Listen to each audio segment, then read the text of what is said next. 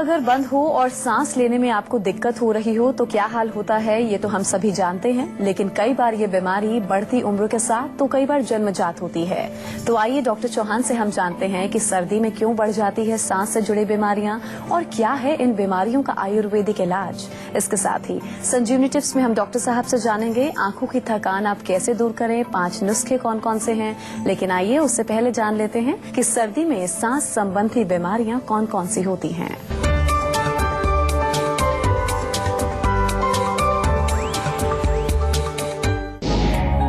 नाक से निकलता है पानी, बार बार आती है छींकें, सांस लेने में होती है दिक्कत, गले में रहती है खराश, सांस की तकलीफों का आयुर्वेदिक इलाज।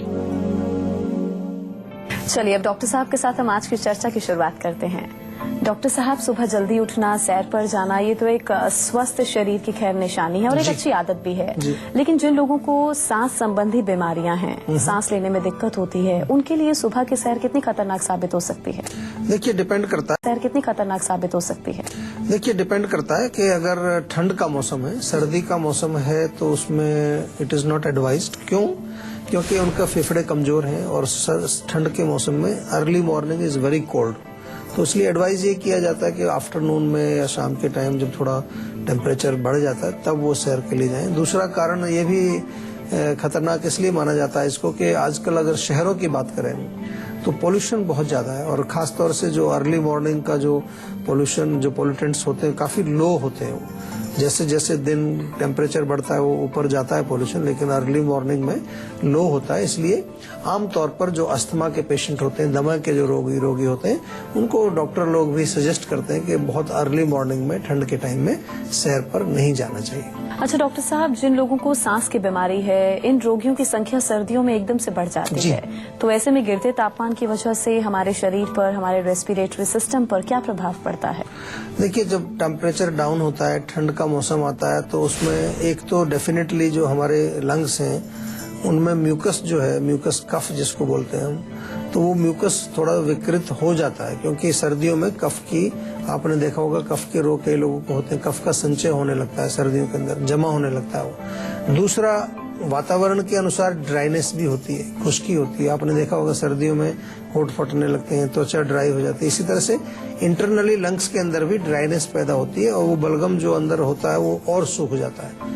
तो मूल कारण, ये तो टेक्निकल तरीके से मैंने समझाया आपको, लेकिन सिंपल भाषा में अगर कहें तो डेफिनेटली ठंड जब पड़ती है तो ठंड का सीधा संपर्क हमारी नाक, गला और फेफड़ा इससे होता है। क्योंकि हम सांस जो लेते हैं, ठंडी हवा अंदर जाती है तो वो हमारे शरीर को प्रभावित करती है, उसमें रोग पैदा करती है। इसलिए क्या करना है आपको, वो आज बताएंगे। ध्यान से सुनते रहिए कि किस प्रकार से आप अपने आप को स्वस्थ रख सकते हैं। अच्छा, सांस संबंधी रोगों पर हम डॉक्टर साहब आज बात कर रहे हैं, तो ऐसे में कौन कौन सी समस्याएं हैं जिससे हमें दो चार होना पड़ता है सर्दी के मौसम में? सर्दी के मौसम में देखिए, नाक में जनरली नाक से शुरू होता है। नाक ठंड लगेगी तो छींके आना शुरू हो जाएगा, नाक से पानी आएगा, कभी कभार नाक बंद होने लगता है। उसके बाद नेक्स्ट गले में चला जाता है इन्फेक्शन, तो गला खराब होना, गले की जो है गले में दुखन होना या गले में बलगम जम जाना।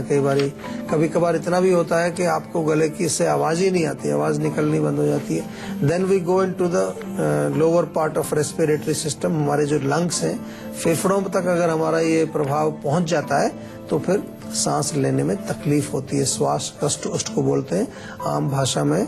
जब हम डॉक्टर के पास जाते हैं तो डॉक्टर आपको बोलेंगे आपको अस्थमा हो गया है, या आपको जो है ब्रोंकाइटिस हो गया है, या आपको जो है कुछ और इन्फेक्शन हो गया है लंग्स में। कई प्रकार के नाम वो आपको बताएंगे, लेकिन हम अगर सिंपल भाषा में आपको समझाएं तो इस प्रकार से नाक, गला, फेफड़े के रोग हमें होते हैं। चलिए बच्चों और बुजुर्गों को लेकर एक एक करके चर्चा कर लेते हैं डॉक्टर साहब के साथ। डॉक्टर साहब, सबसे पहले बच्चों के बारे में बताइए, सर्दियों में बच्चों को कौन कौन सी सांस से जुड़ी दिक्कतें होती हैं या बीमारियां हो सकती हैं जिस वजह से बच्चे परेशान रहते हैं, और इसके साथ ही वो कौन से बच्चे हैं जो सामान्य बच्चों की तुलना में जिन्हें ज्यादा खतरा रहता है बीमारी लगने का? देखिए, बच्चों में आमतौर पर सभी बच्चों में ठंड में प्रॉब्लम आ सकती है। उसका रीजन ये है कि इम्यूनिटी उनकी कमजोर होती है, छोटे हैं, अभी बहुत शक्ति नहीं है, और जो प्रॉब्लम्स आती है उनको नाक बहना, कोल्ड या फिर पसलियां चलना, खांसी होना, ये सब प्रॉब्लम्स उनको आमतौर पर देखी जाती हैं। जैसा आपने पूछा कि भाई कौन से बच्चों में ज्यादा ये प्रॉब्लम आ सकती है, कुछ बच्चे बाय बर्थ वीक होते हैं। बहुत सारे ऐसे बच्चे आपके घर में भी हो सकते हैं कि उनको हल्का सा जो है थोड़ा ठंडा भी अगर स्मेल भी आ जाए, फ्रिज के पास भी थोड़ा सा देर खड़े हो गए या कुछ ठंडी चीज उन्होंने एक घूंट भी कुछ ले लिया या हल्की सी ठंड लगी या फिर जो है डस्ट से या किसी और स्मोक से उनको एकदम से जो है ये एलर्जिक रिएक्शन या एक तरह से उनका जो रेस्पिरेटरी सिस्टम है उसमें प्रॉब्लम आती है। तो जो कमजोर बच्चे हैं, जो कमजोरी से मतलब उनके शरीर से नहीं है, यहाँ पर जिनका रेस्पिरेटरी सिस्टम वीक है वो बच्चे ज्यादा बीमार पड़ते हैं ठंड में। तो बच्चों के बारे में तो डॉक्टर साहब ने आपको बता दिया। अब डॉक्टर साहब से हम बुजुर्गों की चर्चा कर लेते हैं, बुजुर्गों के बारे में जान लेते हैं। डॉक्टर साहब, जिनकी उम्र 60 साल से ज्यादा की हो गई है, जिनके उम्र के साथ साथ फेफड़े कमजोर हो गए हैं, जी, वो लोग सांस संबंधी बीमारियों से कैसे बचें? देखिए, सबसे बढ़िया इलाज है कि थोड़ा सा कुछ ऐसी चीजों का सेवन करें जो आपके लंग्स को मजबूत करें, क्योंकि एजिंग है, डेफिनेटली ओल्ड एज में लंग्स क्या पूरी बॉडी के हमारे ऑर्गन्स कमजोर होने लगते हैं, इम्यूनिटी हमारी कमजोर होने लगती है।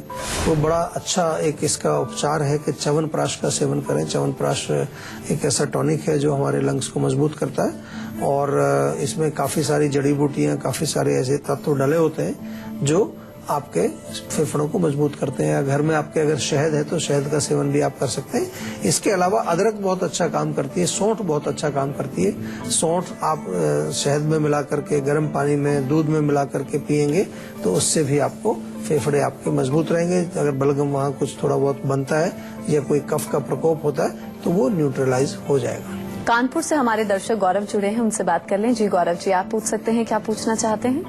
डॉक्टर, एक्चुअली लास्ट 2-3 महीने से मैं देख रहा हूँ, मेरे को ना नाक अक्सर रात के टाइम में बिल्कुल ब्लॉक हो जाता है जी, और जिसकी वजह से मेरे नाक में भी दर्द रहता है और चेस्ट में भी काफी ज्यादा पेन मेरे को शुरू हो गया अभी लास्ट 2-1 हफ्ते से। जी, देखो, ये जो संकेत है ये दिखाता है कि कफ का प्रकोप है, कफ नाक में बलगम जमता है और चेस्ट में भी शायद जमा होने लगा, इसलिए आपको चेस्ट में भी कुछ प्रॉब्लम आपको आजकल आ रही है। तो इसके लिए क्या करना है कि सबसे पहले कफ वर्धक चीजें आपको नहीं खानी है, मिठाई नहीं खानी है, दूध से बनी चीजें, तली चीजें, बहुत ज्यादा ठंडी चीजों का सेवन ना करें। और ये करने के साथ साथ 2-3 चीजें आपके रसोई में उपलब्ध हैं, हल्दी, सौंठ और दालचीनी। हल्दी, सौंठ, दालचीनी तीनों को बराबर बराबर मात्रा में लेके चूर्ण बना लीजिए और इस चूर्ण का क्या करना है आपने, इस चूर्ण को आप जो आधा चम्मच सवेरे, आधा चम्मच शाम को गर्म पानी से या शहद में मिला करके आप उसको चाटते रहिए, तो उससे आपको बहुत फर्क पड़ेगा। सोते समय नाक में थोड़ा स्टीम ले लें, अच्छा रहेगा। और स्टीम लेने के बाद अगर हो सके तो हमारे यहाँ आयुर्वेद में तेल मिलते हैं कई नाक में डालने वाले, वो आप हमारी क्लिनिक से मंगा लीजिए। वो नाक में थोड़ा डाल करके सो जाइए, नाक खुली रहेगी, आपको जो है कफ भी नहीं बनेगा और क्या होगा, साथ साथ आपका जो रोग है वो जड़ से ठीक हो जाएगा। चलिए अब जल्दी से बात कर लेते हैं जिसका आप सभी को बेसब्री से इंतजार रहता है, यानी आज की संजीवनी की, जिसमें डॉक्टर साहब से हम जानेंगे सर्दी के मौसम में सांस संबंधी बीमारी से बचने के लिए आयुर्वेदिक टिप्स कौन कौन से हैं।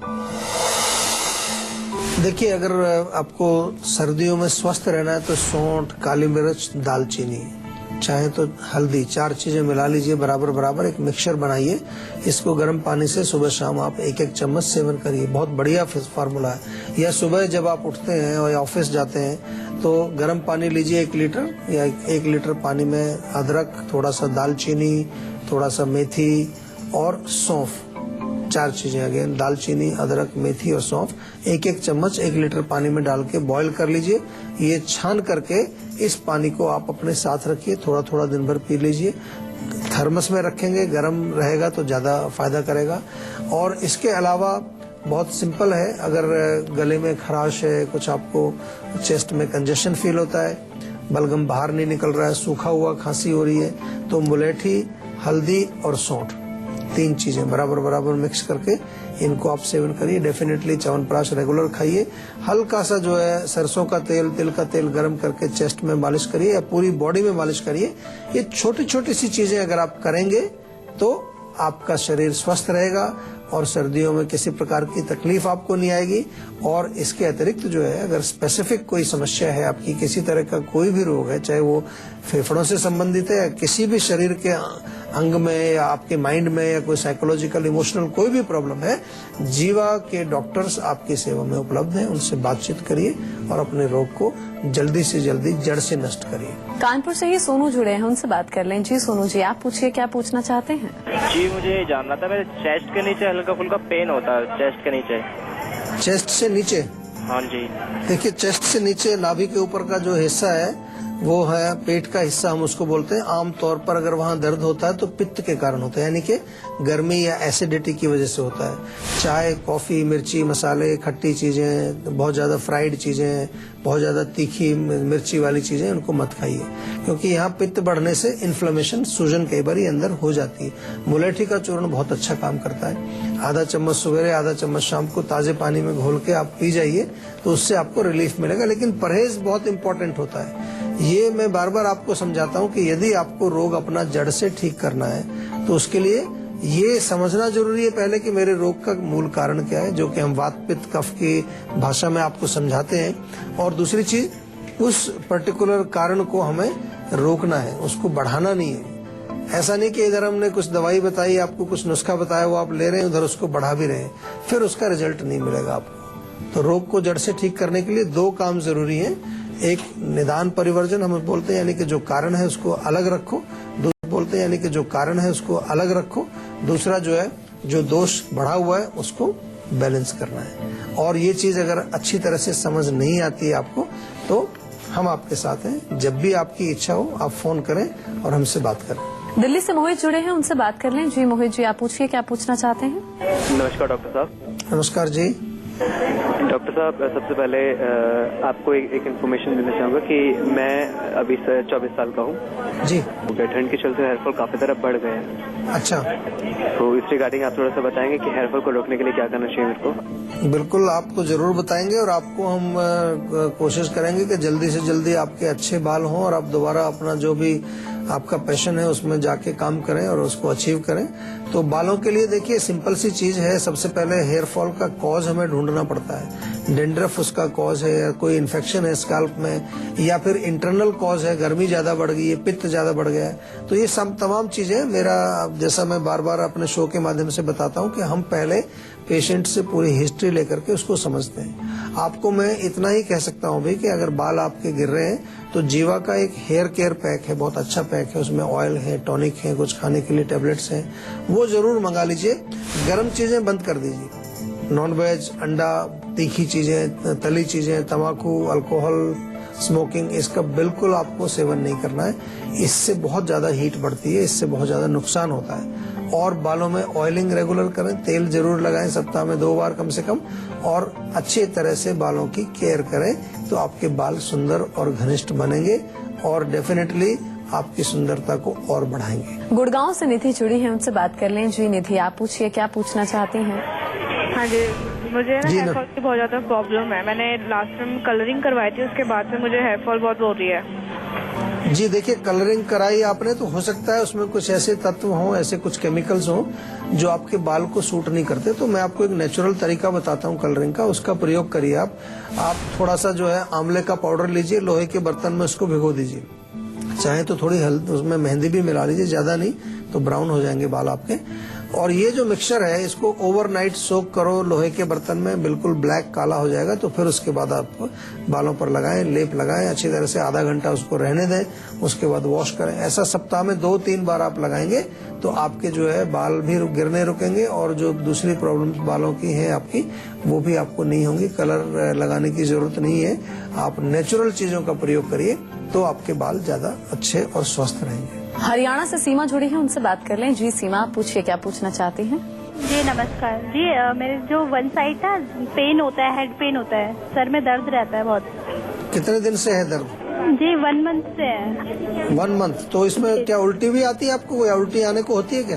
जी नहीं, उल्टी नहीं होती है, बट बहुत ज्यादा दर्द रहता है सर में। अच्छा, देखो सिर दर्द तो एक ऐसा मैं लक्षण कहता हूँ उसके, कि जो कारण उसके बहुत सारे हो सकते हैं, तो कारण को ढूंढना चाहिए। लेकिन जो आप कह रहे हैं कि आधे सिर में होता है, तो कई बार इसका संकेत हमें ये बताता है कि भाई नर्वस सिस्टम का कोई प्रॉब्लम हो सकता है, यानी कि नर्व्स हमारी खिंच जाती हैं, स्ट्रेस्ड हो जाती हैं। तो एक तो उस एरिया में अगर थोड़ा सा आप गर्म पानी से कुछ स्नान करें या गर्म तेल से हल्की जेंटल मालिश करें या कुछ और आप कुछ पानी बोतल में भर के थोड़ा सेक करें, तो उष्णता जो है वो हमारी नर्व्स को अच्छी लगती है, क्योंकि हमारी जो वात नाड़ियां हैं वात से चलती हैं, वात कूल होता है, ठंडा होता है, तो उसके विपरीत हम कुछ करें, स्निग्ध करें या ऑयली कुछ चीज लगाएं तो उससे फर्क पड़ता है। और दूसरा जो है इंटरनल भी हमें देखना पड़ेगा, कभी कभार ये कोई डेफिशिएंसी की वजह से हो सकता है, एसिडिटी की वजह से हो सकता है। महिलाओं में एक और कॉमन सा कारण होता है कि अगर मेंस्ट्रुअल इरेगुलरिटीज कोई है, मेंस्ट्रुअल साइकिल में कोई प्रॉब्लम है, उसके कारण भी हो सकता है। कभी कभार व्हाइट डिस्चार्ज वगैरह जो होता है उसकी वजह से भी सिर दर्द होता है। बारी है संजीवनी टिप्स की, जिसमें डॉक्टर साहब आपको बताएंगे आंखों की थकान कैसे आप दूर करें, कौन कौन से 5 नुस्खे आप लोग अपना सकते हैं। देखिए, आंखों की थकान को दूर करने के लिए सबसे सिंपल तरीका है कि दिन में 2-3 बार अच्छी तरह से पानी से आप आंखों को धोएं, पानी के छींटे मारें। जब आप शाम को घर पहुंचते हैं तो आप खीरे का स्लाइस काट करके आंखों पर रखें। ये दूसरा आपको फार्मूला अच्छा है। तीसरा ये है कि अगर दूध घर में होता ही आपकी फ्रिज में, छोटा सा कॉटन का टुकड़ा लो, दूध में डिप करके, ज्यादा नहीं तो आगे फैलेगा, उसको डिप करके और आंख के ऊपर रख लीजिए, चारों तरफ अच्छी तरह से फैला के। That is very useful. अगर तरबूज का सीजन है तो तरबूज का एक स्लाइस काट के आप रख सकते हैं। बादाम का जो तेल होता है, बादाम के तेल से आंखों के चारों तरफ अच्छी तरह से जेंटल मसाज करें और गुलाब जल आंखों में डालें, इससे आपकी आंखों की थकान दूर रहेगी। बहुत बहुत शुक्रिया डॉक्टर साहब इस खास जानकारी के लिए। Thank you very much.